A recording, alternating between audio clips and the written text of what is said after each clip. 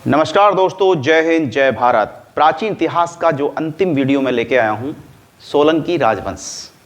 सोलंकी राजवंश जो है भारत के इतिहास में सोलंकी वंश का बड़ा अपना स्थान है और इन्हें गुजरात के चालुक्य भी कहा जाता है। एक शौर्य गाथा के रूप में भी ये विद्यमान है और इन्होंने लगभग 9वीं से 13वीं शताब्दी तक शासन किया था। तो अगर हम बात करें सोलंकी राजवंश की,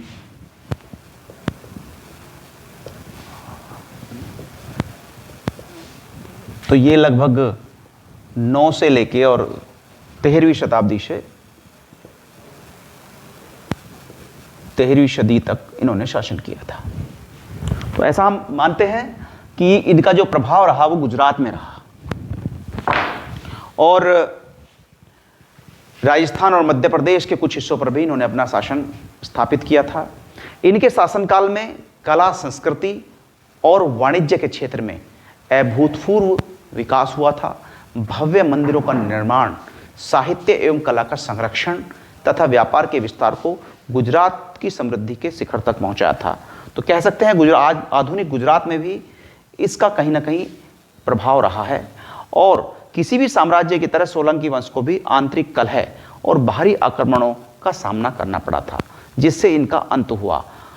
आज भले ही सोलंकी साम्राज्य अतीत का हिस्सा बन चुका हो, लेकिन उनकी विरासत आज भी गुजरात की पृथ्वी पर विद्यमान है।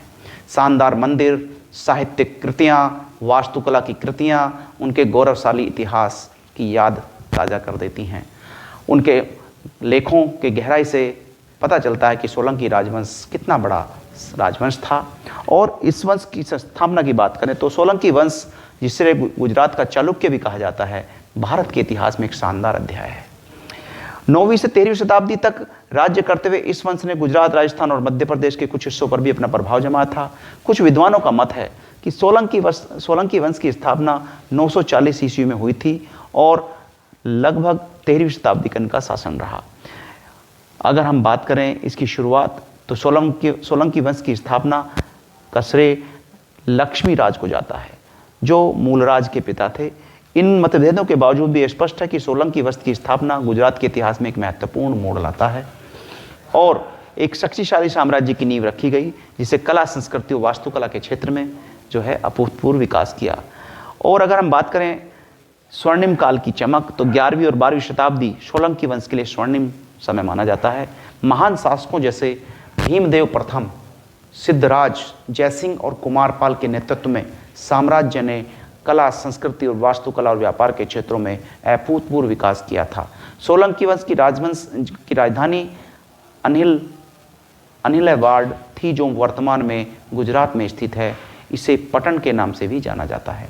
सोलंकी राजाओं ने अनिलवाड़ को एक समुदाय और भव्य शहर में विकसित किया था। यह नगर संस्कृति, शिक्षा और व्यापार का केंद्र था। आज अनिलवाड़ एक ऐतिहासिक शहर भी है और अपने प्राचीन स्मारकों के लिए भी जाना जाता है। इसमें जो है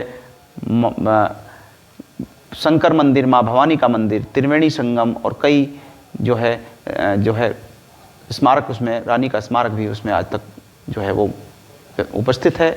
और इनकी का जो पतन है वो 13वीं शताब्दी में हो गया था और 13वीं शताब्दी के अंत तक आंतरिक संघर्ष और बाहरी आक्रमणों से इस वंश का अंत हुआ। सोलंकी वंश के प्रमुख राजा मूलराज, और उसके बाद अगर बात करें तो भोज, कुमारपाल और ये इसके राजा हुए और इनका प्रभाव गुजरात, राजस्थान और मध्य प्रदेश के आसपास रहा। तो सोलंकी वंश की अगर हम बात करें तो 918 से लेके और लगभग अंत जो हुआ 1311 में खंगार, जो समर सिंह के पुत्र थे, इस वंश के अंतिम शासक थे। तो मैंने आपको जानकारी दी सोलंकी राजवंश की। आगे मैं चर्चा करूंगा कुछ और राजवंशों की, और क्योंकि अब मैं मध्यकालीन इतिहास में जाऊंगा और शुरुआत करेंगे पृथ्वीराज चौहान का जो तराइन का युद्ध था 1192 में, उससे से लेके और गुलाम वंश से लेते हुए मैं आगे की वीडियोस में चर्चा करूंगा। ये वीडियोस आपको जरूर पसंद आएंगी। आप इसको लाइक करिए, कमेंट करिए, शेयर करिए, जिससे कि हम लोग मोटिवेट हों और आगे और अच्छी वीडियो आप लोगों के लिए आएँ।